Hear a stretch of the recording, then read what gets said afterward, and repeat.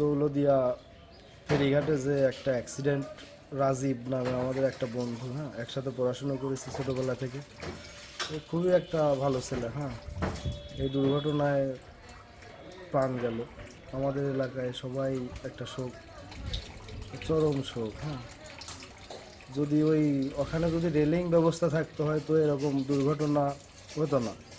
সরকার যে এর জন্য যে 25,000 টাকা বা টাকা দিয়ে যাই দিচ্ছে, এটা তো আসলে মানে না, এটা জীবনের দাম তো 25,000 টাকা হতে পারে না।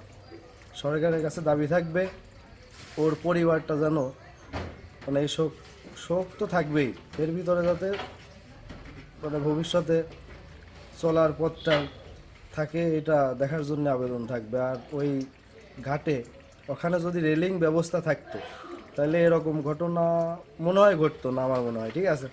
তো ওই জায়গায় যদি রেলিং ব্যবস্থা সরকার করে, দ্বিতীয়বার এরকম ঘটনা ঘটবে না।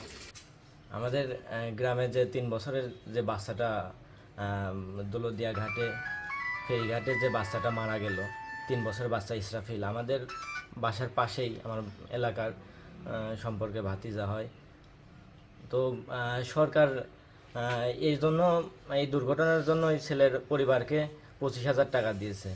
কিন্তু এই 25,000 টাকা দিয়ে কি এই দায় মুক্ত হতে পারবে সরকার?